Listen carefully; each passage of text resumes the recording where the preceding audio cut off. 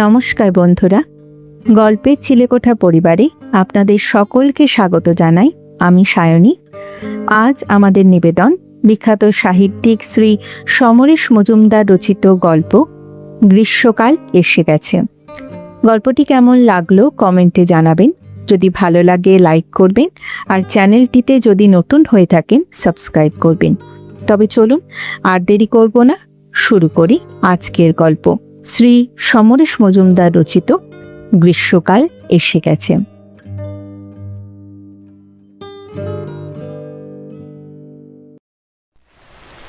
বন্ধ জানালার সামনে দাঁড়িয়ে বিড়বিড় করলেন রবার্ট স্টিভেনসন। দেশটা উচ্ছন্নে গেল। বাইরে তখন গুড়ি গুড়ি বৃষ্টি। ওটা শুরু হয়েছে 3 দিন আগে। আকাশ ভর্তি ভারী মেঘের গম্ভীর চলাফেরা। তাপাঙ্ক নেমে গিয়েছে স্বাভাবিকের খানিকটা নিচে। অথচ এখন এরকমটা হওয়ার কথা নয়। ক্যালেন্ডারে সামার এসে গিয়েছে। রবার্ট কাঁচের আড়ালে রাস্তায় যেটুকু দেখতে পেলেন তাতে বিন্দুমাত্র ভরসা পেলেন না। কোনো মানুষ নেই। বোল্টন শহরটা যেন আধা অন্ধকারে জুবুথুবু হয়ে আছে। জানালা থেকে সরে এলেন রবার্ট। 90টা বছর বেঁচে থাকতে হচ্ছে এই সব দেখার জন্যে। নিজের শরীরের দিকে তাকালেন। হাত গোটালে বাইসেপটা ভাঙা ডিঙার মতো দেখায় এখনও। মেদটেদ শুকিয়ে গেছে, গাল বসে গিয়েছে অনেকটা, কিন্তু এখনও তিনি সবল আছেন। মাথাটা যদি সাত তাড়াতাড়ি মরে না যেত, জীবনটাকে আরও একটু নেড়েচেড়ে দেখতেন তিনি। টিভি খুললেন রবার্ট। বিবিসির নিউজ বুলেটিনে ওই এক কথা, মাঝে মাঝে বৃষ্টি, ঝোড়ো হাওয়া আর মেঘলা আকাশ। এগুলো বলার জন্যে বিদ্যের দরকার হয় না, জানালার বাইরে চোখ মেললেই বোঝা যায়। আগে বিবিসি কি নিখুঁত আবহাওয়ার ভবিষ্যৎবাণী করত, আর এখন? সোফায় বসলেন তিনি, আর তখনই নিচে শব্দ হলো। কেউ হাতুড়ি ঠুকছে দেওয়ালে। রবার্টের মনে হলো তার বুকেই যেন আওয়াজটা হচ্ছে। সঙ্গে সঙ্গে টেলিফোন তুলে বোতাম টিপলেন। 3 বারের বার গলা পেলেন। কাউড্রেদের মেয়ের গলা।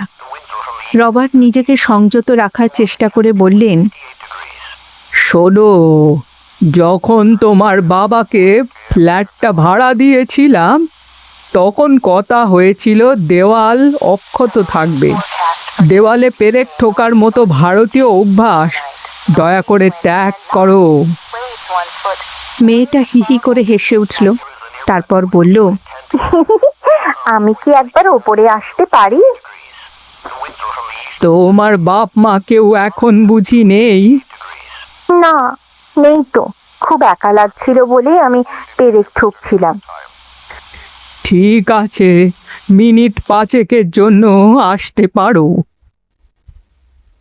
রিসিভার নামিয়ে মনে হলো কাজটা ভালো হলো না। ভাড়াটের সঙ্গে দহরম করা একেবারে ঠিক নয়। ইন্ডিয়া থেকে ফিরে ঘুরতে ঘুরতে এই বোল্টনে এসে মার্থার জন্যই বাড়ি কিনেছিলেন তিনি। মার্থা চলে যাওয়ার পর নিচটা ভাড়া দিয়েছেন, কিন্তু তিনি একা একাই বেশ আরামে থাকেন। বেল বাজল। প্যান্টের ওপর হাফ স্লিভ শার্টে তাকে নেহাত খারাপ দেখাচ্ছে না। রবার্ট দরজা খুললেন, বললেন, হ্যালো। 15 বছরের মেয়েটা খিলখিলিয়ে হাসল। হাই। তিনি কিছু বলার আগেই ঘরে ঢুকে পড়ল সে। রবার্ট প্রচণ্ড বিরক্ত হয়ে উঠলেন। মেয়েটার কি কোনো কাণ্ডজ্ঞান নেই? অত ছোট প্যান্ট পরে চলে এসেছে, অথচ ওপরে গলাবন্ধ পুরো হাত সোয়েটার। রবার্ট দরজা বন্ধ করলেন। লুক, আমি চাই না তোমরা দেওয়ালে পেরেক ঠোকো। ব্যাপারটা বুঝছো? মেয়েটা ধপ করে সোফায় বসে পড়ল। রবার্ট খেকিয়ে উঠল। মেয়েটা আবার হাসল। মেয়েটা রিমোট টিপে টিভি চালালো। 2-3টে চ্যানেল পাল্টেই সে চেঁচিয়ে উঠল, হাই বউ, কাম হিয়ার। আহা, দেশটার কি হলো, কি মজা। রবার্ট ভ্রু কুচকে টিভির দিকে তাকালেন। পর্দায় ফুটে উঠেছে জাতীয় ঐতিহ্যবাহী ডেভিড মিলার পদত্যাগ করছেন, কিন্তু প্রধানমন্ত্রী সেটা এখনো গ্রহণ করেননি। বিরক্ত হলেন রবার্ট। এটা কি একটা মজার খবর নাকি? হ্যাঁ বব, তুমি কোথায় বাস করছো বলো তো? টিভি দেখনি? কাগজ পড়নি? কাগজ আমি পড়ি না, আর ওয়েদার ছাড়া আমি টিভি দেখছি না।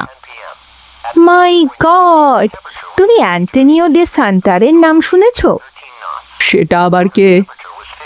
ও ও হচ্ছে একজন অভিনেত্রী, আমাদের ঐতিহ্যমন্ত্রী, ব্রিটেনের ঐতিহ্যমন্ত্রী মিস্টার মিলার অভিনেত্রী সান্টারের সঙ্গে যৌন কাজে এত ক্লান্ত হয়ে পড়তেন যে সরকারি কাজে সময় দিতে পারতেন না, এবং তিনি বিবাহিত, ছেলে মেয়ে আছে।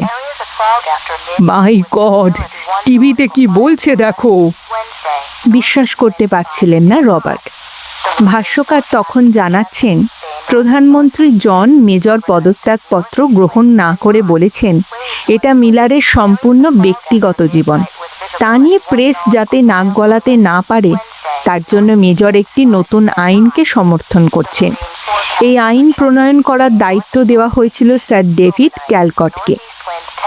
রিমোট টিপে টিভি বন্ধ করে মেয়েটা বলল, বব, তোমার বয়স কত?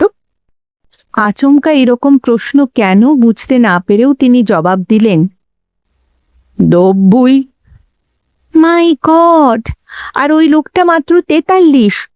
তোমার চেয়ে 47 বছরের ছোট, অথচ সান্টারের সঙ্গে সেক্স করে এমন ক্লান্ত হয়ে যায় যে সরকারি কাজ করতে পারে না। কি যাতা, আমি এই কথাটাই বুঝতে পারছি না। তুমি আমাকে সাহায্য করতে পারো বব? কত বছর বয়স থেকে পুরুষরা ওসব করলে ক্লান্ত হয়ে পড়ে?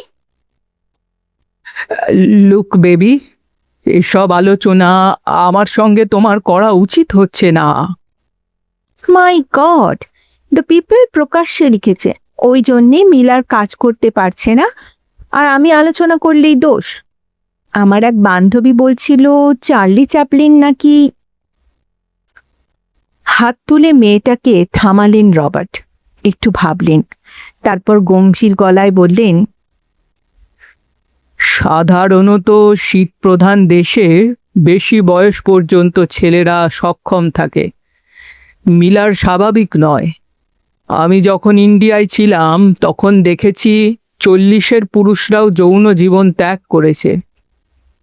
সেই জন্যে তুমি ইন্ডিয়া থেকে চলে এসেছো? হাসল মেয়েটা। রবার্ট ক্ষমা করলেন ব্যাপারটা, তারপর বলতে থাকলেন, ইন্ডিয়া যখন স্বাধীন হলো তখন আমার বয়স মাত্র 36। মার্থা আর থাকতে চাইল না। এখন মনে হয় থেকে গেলে ভালো করতাম। কেন? এইসব শুনতে হতো না। ব্রিটেনের ঐতিহ্যমন্ত্রী যৌন কেলেঙ্কারিতে জড়িয়ে পড়েছে, আর তার প্রধানমন্ত্রী সেটাকে সমর্থন করছে। ব্রিটিশ হিসাবে কি লজ্জার কথা। এখন কেটে পড়ো তো, আমার আর কথা বলতে ভালো লাগছে না। মেয়েটা বলে উঠল, তোমার একা থাকতে কষ্ট হয় না? হয়, কিন্তু সেটা আমার সমস্যা। তুমি আর একটা বিয়ে করছো না কেন? এই 90 বছর বয়সে কে আমাকে বিয়ে করবে শুনি? এবার হেসে ফেললেন রবার্ট। মেয়েটা মাথা নাড়ল, বলল, I don't know, maybe someone. একটা অ্যাড দেওয়া যেতে পারে। সেও হাসল, তারপর ছটফটিয়ে চলে গেল। মেয়েটা চলে যাওয়ার পর খেয়াল হলো রবার্টের, ওর নামটা যেন কি। দরজা বন্ধ করে তিনি কিচেনে গেলেন, যত্ন করে 1 কাপ কফি বানালেন। দেশটার কি হলো? ঠিক সময়ে সামার আসে না, কেলেঙ্কারিতে জড়িয়েও মন্ত্রীর মন্ত্রিত্ব যায় না। চার্লস আর ডায়না তো এখনো যুবরাজ আর যুবরানী। কফিতে চুমুক দিয়ে জানলায় ঝুঁকে দাঁড়ালেন রবার্ট। বৃষ্টিটা বন্ধ হয়েছে বলে মনে হয়। ছাতা ছাড়াই একটা লোক হেঁটে যাচ্ছে। লোকটা ইন্ডিয়ান অথবা পাকিস্তানি। মেজাজ নষ্ট হয়ে গেল সঙ্গে সঙ্গে। মার্থা তার সর্বনাশ করে গিয়েছে। লন্ডনের অনেক দূরে বোল্টন নামের এই ছোট্ট শহরের রাস্তায় যদি প্রতি 5 জনে একটা ভারতীয় বা পাকিস্তানিকে দেখতে হয় তাহলে এদেশে ফিরে আসার কি দরকার ছিল? কিছু ব্রিটিশ এখনো রয়ে গেছে ইন্ডিয়ায়, আর তারা তো আছে রাজার মতো। বাংলো, লন, গলফ খেলা, একগাদা ঝি চাকর, কি আরাম। তখন মার্থা ভয় পেল, যদি ইন্ডিয়ানরা প্রতিশোধ নেয়। তার ওপর মাতৃভূমিও টানতে লাগলো। বোঝো এখন, এই তো মাতৃভূমি, হয়তোবা দেখা যাবে গোটা ব্রিটেনের 1/5 মানুষই হলো এশিয়ার। মাঝে মাঝে মনে হয় মার্থার ভয়টাই ঠিক, ইন্ডিয়ানরা প্রতিশোধ নেবে। ওরা 50 বছরের মধ্যে ব্রিটেনের প্রধানমন্ত্রীর পদেও নির্বাচিত হয়ে যাবে। একটাই ভরসা, তাকে আর ততদিন বেঁচে থাকতে হবে না। রবার্ট আবার বিবিসি ধরলেন। তার চোখ বড় বড় হয়ে গেল। জিজাস, কি দেখছেন তিনি? রোদ উঠবে আজই, বিকেল 2:30 থেকে 3টের মধ্যে, থাকবে 1 ঘন্টা। আহ, কি আনন্দ! রবার্ট ছুটে গেলেন জানালায়। কাছের আড়াল থেকে রাস্তার যেটুকু দেখা যাচ্ছে, মনটা আনন্দে ভরে গেল। টেলিফোনের কাছে ছুটলেন তিনি। মার্থার বান্ধবী এমিকে খবরটা দেওয়া দরকার। বড় বাতের ব্যথায় ভুগছে বেচারা। হ্যালো এমি, শুনেছ? ওহো, বিবিসি দেখনি? আজ রোদ উঠবে, পরিষ্কার ঝকঝকে রোদ। আরে সকাল থেকে দিনটা কেমন যাবে আজকাল আর বোঝা যায় না। তুমি কখনো ভাবতে পেরেছ এমি, ব্রিটেনের ঐতিহ্য মন্ত্রী যৌন কেলেঙ্কারিতে জড়িয়েও টিকে থাকবে? হ্যাঁ, খবরটা পাওনি দেখছি। আহা, যা হোক, 2:30 থেকে 3টের মধ্যে বেরুবে? হ্যাঁ, আমি বার হব। শরীরটাকে একটু চাঙ্গা করা দরকার। যদি হাঁটতে পারো তাহলে চলে এসো পার্কে। হ্যাঁ হ্যাঁ, বাই বাই। বেলা 12টা থেকেই ব্যস্ত হয়ে পড়লেন রবার্ট। রোদ উঠলেও একটু ঠান্ডা তো থাকবে। হালকা পুলোবার পরবেন না মোটা হাফ স্লিভ। এখন মে মাস, হলুদ রংটা মন্দ নয়। ওয়ার্ড্রোব থেকে জামা কাপড় বের করে তা থেকে পছন্দে পৌঁছাতেই অনেকটা সময় লেগে গেল। মাঝে মাঝে জানলায় তাকাচ্ছেন তিনি। হ্যাঁ, আকাশ পরিষ্কার হচ্ছে একটু একটু করে, মেঘ সরে যাচ্ছে। এই সময় টেলিফোন বাজল। Hello hello, Robert Stevenson please. হ্যাঁ বলছি। আমি department of foreign service and external affairs থেকে বলছি। আমাদের একজন অনারেবল গেস্ট আপনার সঙ্গে কথা বলতে চান। আপনি অনুগ্রহ করে কথা বলবেন। আপনাদের গেস্ট মানে ব্রিটেনের গেস্ট? নিশ্চয়ই বলবো। হঠাৎ নিজেকে খুব মূল্যবান মনে হচ্ছিল তার। ওদিক দিয়ে কথা ভেসে এলো। হ্যালো, আমার নাম এসকে রয়, আমি ভারতবর্ষ থেকে আসছি। ভারতবর্ষ? বিড়বিড় করলেন রবার্ট। আপনাকে বিরক্ত করবার জন্যে দুঃখিত, কিন্তু আমার ঠাকুরদার জন্যে বাধ্য হয়ে কাজটা করতে হচ্ছে। আচ্ছা, আপনি কি কখনো দার্জিলিংয়ে পোস্টেড ছিলেন? হ্যাঁ ছিলাম, দার্জিলিং। ইন্ডিয়া ইন্ডিপেন্ডেন্ট হওয়ার আগ পর্যন্ত ছিলাম। তাহলে ঠিক আছে। আপনার একজন বাঙালি সেক্রেটারি ছিল, মনে আছে? সেক্রেটারি? আমি ওকে বাবু বলে ডাকতাম। ঠিক বলেছেন, তার নাম শশীকান্ত রায়। হ্যাঁ, মনে পড়েছে, শশীকান্ত। খুবই ভদ্র এবং পরিশ্রমী। তিনি আমার ঠাকুরদা। মাই গড, তা আপনি এখানে কি করছেন? আপনাদের দেশ আমাকে নিমন্ত্রণ করে নিয়ে এসেছে। আমি বিজ্ঞান চর্চা করি, এখানে দিন তিনেক থাকবো। ঠাকুরদা বললেন আপনার সঙ্গে যোগাযোগ করতে। আচ্ছা, মিসেস স্টিভেনসন এখন কেমন আছেন? মার্থা? আহা, সে তো নেই। ও, দাদু আমাকে একটা খাম দিয়েছিলেন মিসেস স্টিভেনসনকে দেওয়ার জন্য। বলেছেন ওটা যেন অন্য কারো হাতে না দিই। শুনে উনি দুঃখ পাবেন। কি আছে খামে? রবার্টের গলার স্বর বদলে গেল। আগে আমি জানি না, সিল করা। দাদু বলেছেন মিসেস স্টিভেনসনই ওটা ওর কাছে রাখতে দিয়েছিলেন। কোনো গোপন ব্যাপার বোধ হয়। দাদুর শরীর ভালো না, তাই ওটা যার জিনিস তাকেই ফিরিয়ে দিতে চেয়েছিলেন। আমাকেও দেওয়া যাবে না? তাহলে দাদুর সঙ্গে ফোনে কথা বলতে হয় আমাকে। অবাক হলেন রবার্ট। শশী রায়ের বাড়িতে ফোন আছে নাকি? হ্যাঁ, ওর চেষ্টায় আমার বাবা ডাক্তার হয়ে যাওয়ায় আমাদের অবস্থাটা বদলেছে। ঠিক আছে, যদি যোগাযোগ হয় আমি খামটাকে আপনার কাছে পৌঁছে দেব। এখন তাহলে রাখি, বাই। রিসিভার রেখে দিল ছোকরা। হঠাৎ নিজেকে জড়ভরত বলে মনে হলো রবার্টে। তার বাবুর ছেলে ডাক্তার, আর তার ছেলে বৈজ্ঞানিক, আর ব্রিটেন তাকে নিমন্ত্রণ করে নিয়ে এসেছে। ভাবা যায়। বাবু ভালো ইংরেজি লিখত, এ কথা ঠিক। মাঝে মাঝে তার ভুলও ধরিয়ে দিত। But after all he is a বাবু। লোকটাকে শেষের দিকে তিনি অপছন্দ করতে আরম্ভ করেছিলেন। মার্থা যেন বড্ড বেশি ওর সঙ্গ চাইত। তার সময় ছিল না বলে একবার ওই বাবুর সঙ্গে টাইগার হিলে চলে গিয়েছিল মাঝরাতে, সূর্য ওঠার মুহূর্তে হাজির থাকবে বলে। লোকটা এমন অধস্তন যে এ নিয়ে কথা বলা নিচু মনে প্রকাশ হয়ে যেত, কিন্তু মনে মনে সেটাকে মনে রেখেছিলেন তিনি। জিমখানা ক্লাবে এক বাগানের ম্যানেজার যখন মার্থার সঙ্গে নাচতে চাইল, আর মার্থা রাজি ছিল না, তখন ক্ষেপে গিয়ে দু চার কথা শুনিয়েছিলেন।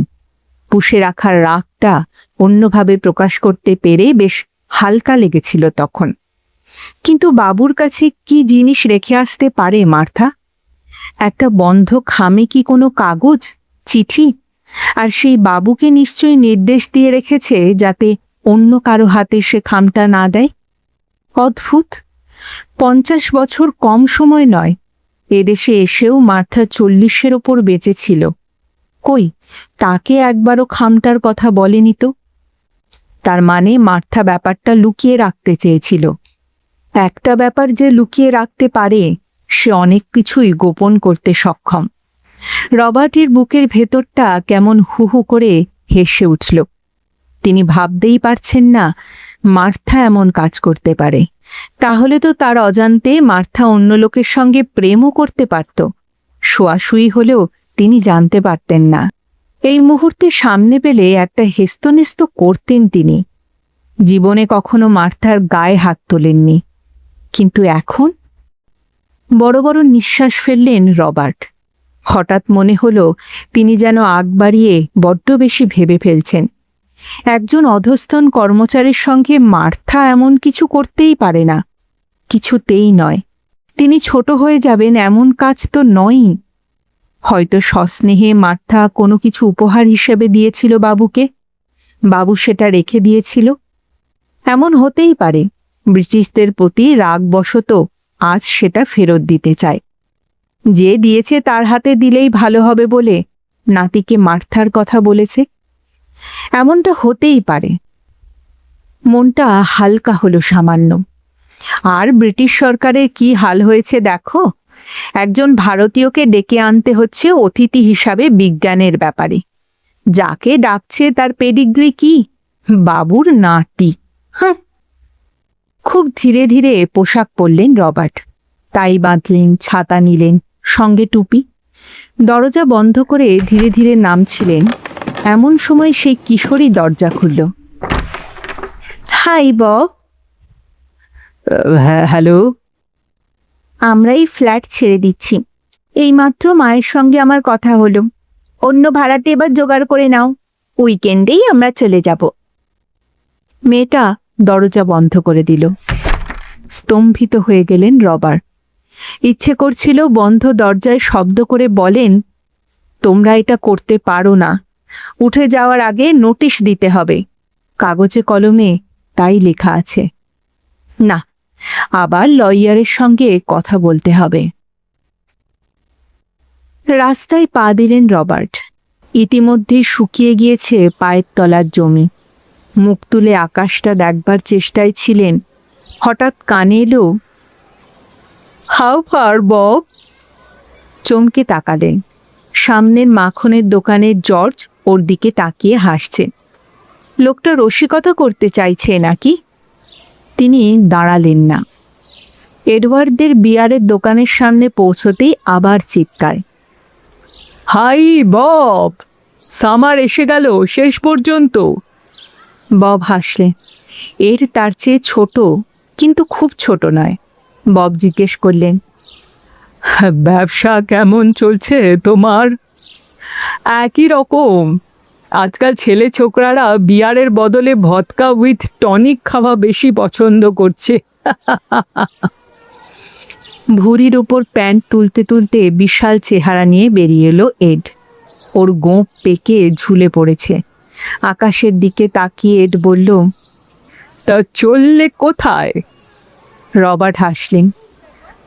প্রথম সামার। মার্থা খুব ভালোবাসতো এমন দিনে হাঁটতে, তাই আর কি।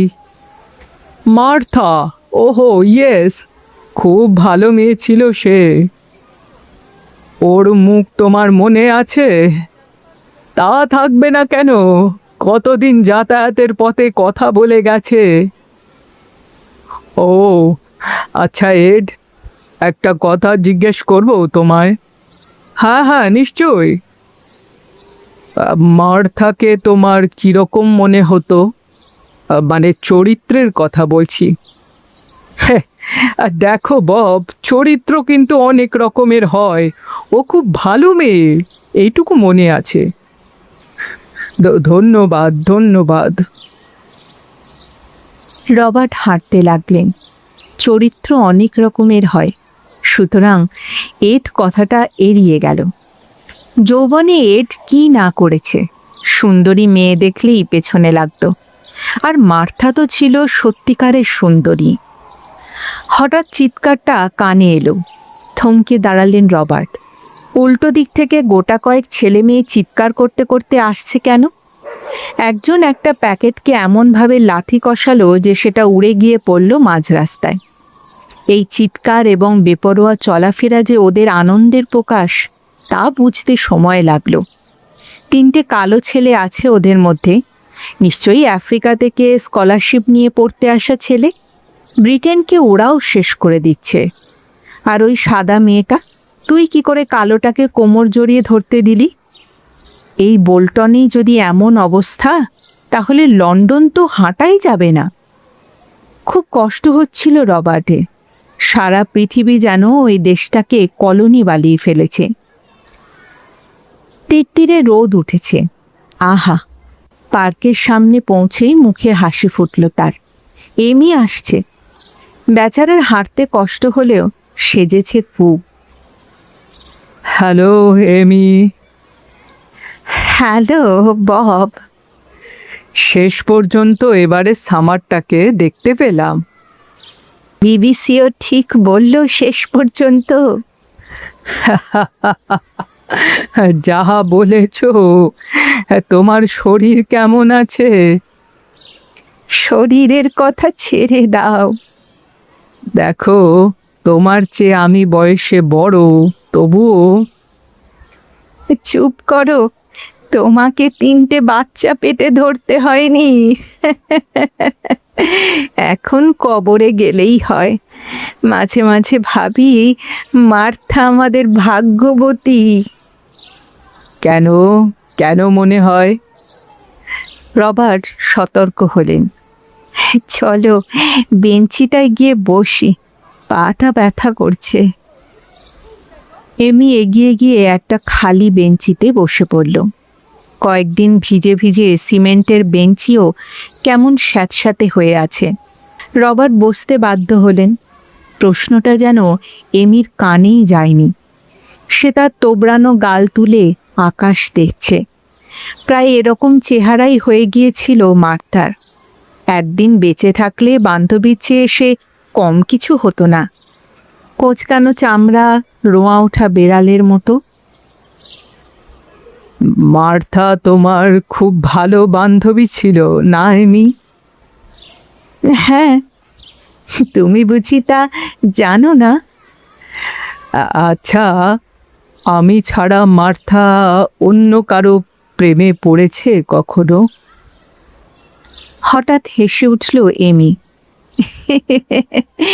মাই গড, তুমি কি নিশ্চিত যে তোমার প্রেমে সে পড়েছিল? না না, আগের কথাটার উত্তর দাও এমি। আমার তো উত্তর তুমি পেয়েই গেছো। মুখ ফিরিয়ে নিল এমি। মেজাজ খারাপ হয়ে গেল রবার্টে। অতীব কুচুটে মহিলা। মার্থা বেঁচে থাকতেই একে তিনি দেখতে পারতেন না। স্ত্রীর বান্ধবী হওয়া সত্ত্বেও এড়িয়ে চলতেন। হঠাৎ গম্ভীর গলায় তিনি ঘোষণা করলেন, কিন্তু আমি একটা এমন ঘটনা জানতে পেরেছি। এমি সন্দেহের চোখে তাকালো। কী রকম? পেয়েছি। চোখ বন্ধ করে মাথা নাড়লেন রবার্ট। শোনো রবার্ট, এমি বললেন, যার কথা বলছো সে কিন্তু এখন কবরে শুয়ে আছে। তাতে তো ঘটনাটা মিথ্যে হয়ে যায় না, যায় কি? বুঝতে পেরেছি, জন তোমাকে বলেছে। বেশ হতভম্ব হয়ে গেলেন রবার্ট। জন? ক্যাসিনোর মালিক ছিল। প্রথমে আমার পেছনে লেগেছিল, পাত্তা না পাওয়াতে মার্থাকে জপাতে লাগলো। ওর ভদ্রতা বোধকে দুর্বলতা বলে ভুল করল জন। নিঃশ্বাস চাপলেন রবার্ট। তারপর? তারপর আর কি? এসব পুরনো ছেঁদো কথায় এখন লাভ কি বলো? দুজনেই তো মরে গিয়েছে। সারাদিন একা থাকতো, ছেলেপুলে হয়নি, বেচারা তাই ক্যাসিনোয় যেত। গিয়ে জুয়ো খেলতো? তা একটু আধটু, আমিও খেলেছি। জনের সঙ্গে সম্পর্কটা মানে কদ্দূর? দেখো, জন মিষ্টি মিষ্টি কথা বলতো, মার্থাও শুনে যেত, ব্যাস। গালে হাত দিয়ে কিছুক্ষণ ভাবলেন রবার্ট। হ্যাঁ, একসময় মার্থা তাকে বলতো ক্যাসিনোয় যাওয়ার কথা। তিনি যে সেটা পছন্দ করতেন না তাও সে জানত। কিন্তু জন যে প্রেম নিবেদন করত তা তো তার জানা ছিল না। এমির কথা অনুযায়ী জন প্রেম নিবেদন করেছে, মার্থা কিছুই বলেনি। তিনি ঘুরে তাকালেন। মার্থা তোমাকে ইন্ডিয়ার কথা বলতো? মনে করে দেখো তো। হ্যাঁ, বলেছে তো। ওর খুব ভালো লেগেছিল ইন্ডিয়ায় থাকতে। ভালো লেগেছিল? ওই তো জোর করে চলে এলো। তা জানি না, যে শহরে থাকতো তার গল্প করতো খুব। হ্যাঁ, কি একটা জায়গা যেন, যেখান থেকে সানরাইজ খুব ভালো দেখা যায়। Tiger hill? হ্যাঁ, টাইগার হিলের বর্ণনা করতো সে। বলতো অত ভালো জায়গা নাকি পৃথিবীতে হয় না। আমি ঠাট্টা করে বলেছিলাম, ওখানে টাইগার আছে নাকি? সে জবাব দিয়েছিল, একদম না, তবে বেড়ালের মতো স্বভাবের মানুষ সেখানে গেলে কখনো কখনো টাইগার হয়ে যায়। ওহো বব, এবার যে উঠবো। রবার্ট বাধ্য হয়ে বললেন, এত তাড়াতাড়ি? আচ্ছা শোনো না এমি, ওখানকার কথা সে বলেছে তোমাকে? কোনো বাবু, মানে আমার এক ক্লার্ক যার সঙ্গে সে টাইগার হিলে গিয়েছিল, তার কথা কিছু বলেছিল? হাঁটতে গিয়ে দাঁড়িয়ে গেল এমি। তারপর মাথা নাড়ল। হ্যাঁ, একজনের কথা খুব বলতো মার্থা। লোকটা ওকে কি করে আত্মবিশ্বাস বাড়ানো যায় শিখিয়েছিলেন। ওহো, মনে পড়েছে, লোকটার সঙ্গে ওর একটা চুক্তি হয়েছিল। চুক্তি? হ্যাঁ, দুজনে যা বিশ্বাস করে তা একটা কাগজে লিখে খামে বন্ধ করে দুজনকে দিয়েছিল। 30 বছর পরে দেখা করে সেই খাম খুলে দেখা হবে, তখনও সেই বিশ্বাসটা আছে কিনা।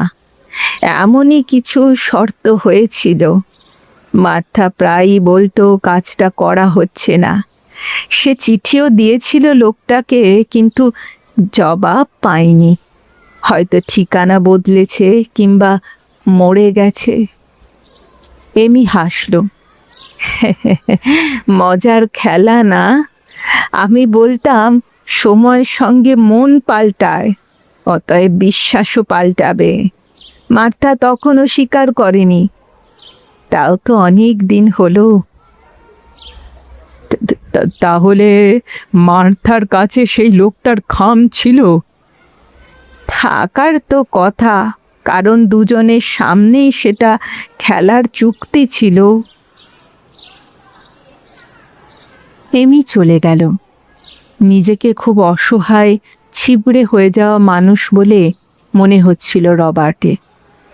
তারই এক বাবুর সঙ্গে মার্থা এসব করেছে, অথচ তাকেই কিছু জানায়নি।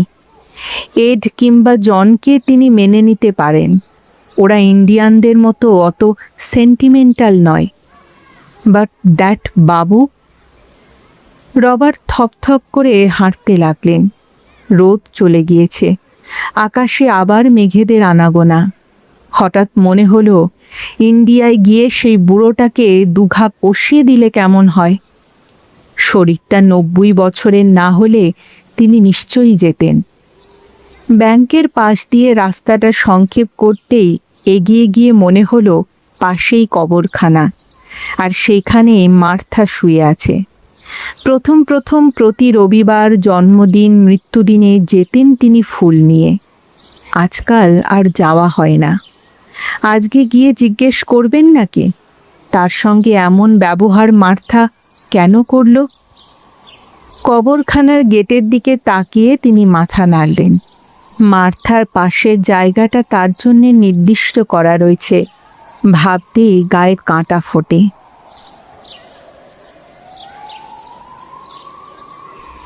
বৃষ্টি নামল। মাঝে মাঝে রোদ ওঠার একটা খেলা চলল কয়েকদিন ধরে। এই কদিনে রবার্টের কিছু নতুন অভিজ্ঞতা হয়েছে। নিচের ভাড়াটে বাড়ি ছেড়ে চলে গিয়েছে, কিন্তু বাড়তি ভাড়া দিয়ে গেছে। ওদের চলে যাওয়ার কারণটা অদ্ভুত। মেয়েটা শব্দ করতে চায়, এ বাড়িতে সেটা নিষেধ বলে তারা চলে যাচ্ছে। এমনটা কে কবে শুনেছে? মার্থার সমস্ত জিনিসপত্র একটা আলমারিতে তোলা ছিল। রবার্ট সেগুলো খুঁটিয়ে দেখেছেন, কিন্তু কোনো মুখবন্ধ খাম পাননি। মার্থার রেখে যাওয়া জিনিসপত্রে কোনো গোপন ঘটনা নেই। এমি যা বলেছে তা তাহলে সত্যি নয়। হঠাৎ তার খেয়াল হলো, মারা যাওয়ার কিছুদিন আগে মার্থা একটা লকার নিয়েছিল ব্যাংকে, দুজনের নামে। যতদূর জানেন তাতে কিছুই রাখা হয়নি। রাখার সময় পায়নি মার্থা। তাদের অ্যাকাউন্ট থেকে প্রতি বছর লকারের ভাড়া অ্যাডজাস্ট করে নেয় ব্যাংক। একবার লকারটা দেখতে হবে। সোমবার সকালে টেলিফোন বাজল। জামা প্যান্ট পরে তৈরি হচ্ছিলেন রবার্ট। রিসিভার তুললেন।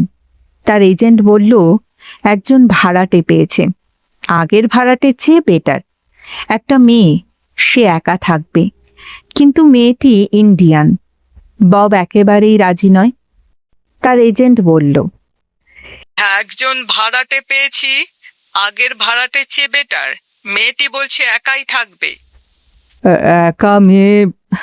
আহা, তাতে তোমার সমস্যা কি বব? এ আওয়াজ করবে না। ঠিক আছে, কিন্তু মেয়েটা কি করে?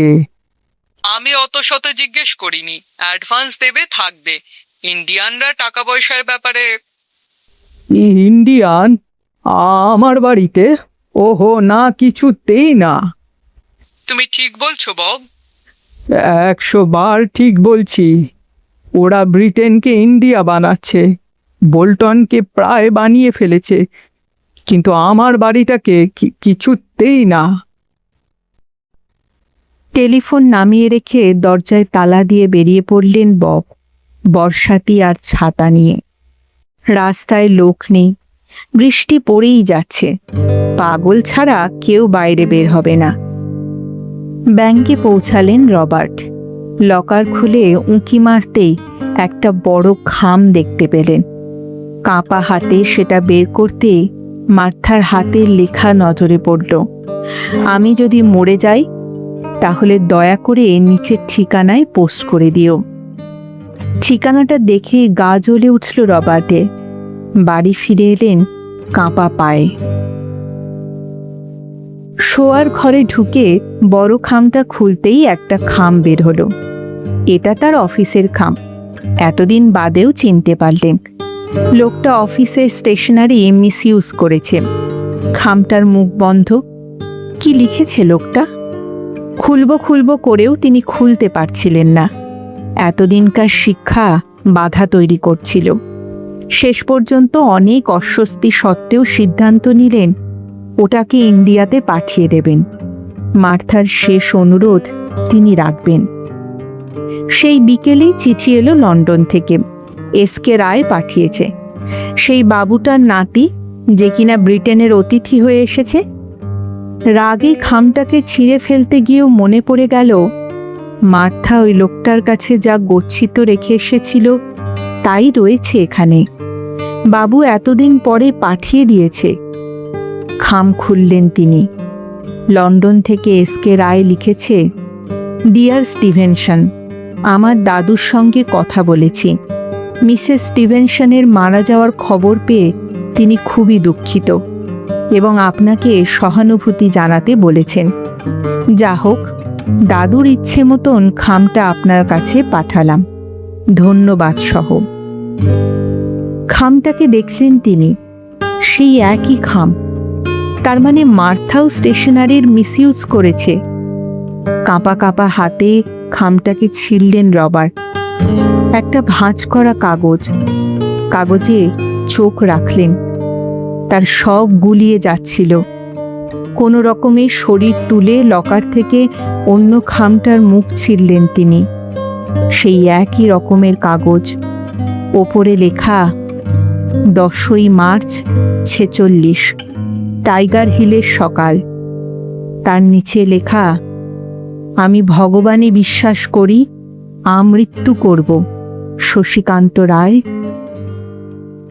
রবার্টের মনে হচ্ছিল তিনি শূন্যে ভেসে চলেছেন। প্রথম কাগজটা আবার তিনি তুলে ধরলেন। 10ই মার্চ 46, টাইগার হিলের সকাল। আমি ববকে ভালোবাসি, মার্থা স্টিভেনসন। বাইরে বৃষ্টি পড়ছে সমানে। রবার্ট টিভি খুললেন। খবর হচ্ছে লন্ডনের এক পাড়ায় ভারতীয়দের সঙ্গে সাদা ছেলেদের বিরোধ লেগেছে। 3 জন ভারতীয়কে রক্তাক্ত অবস্থায় হাসপাতালে নিয়ে যাওয়া হয়েছে। টিভি বন্ধ করলেন তিনি। তারপর টেলিফোন তুলে বললেন, হ্যালো ম্যাক, আমি বব বলছি, রবার্ট স্টিভেনসন। হ্যাঁ, তুমি মেয়েটাকে পাঠিয়ে দিতে পারো, আমার কোনো অসুবিধা নেই। বাই।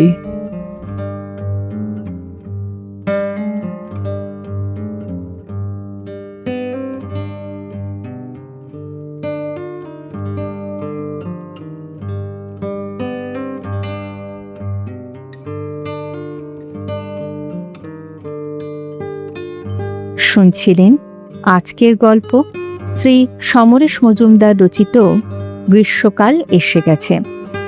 ফিরে আসছি আরেকটি নতুন গল্পের সঙ্গে কিছুদিনের মধ্যে। ততদিন ভালো থাকবেন, সুস্থ থাকবেন এবং গল্পে থাকবেন।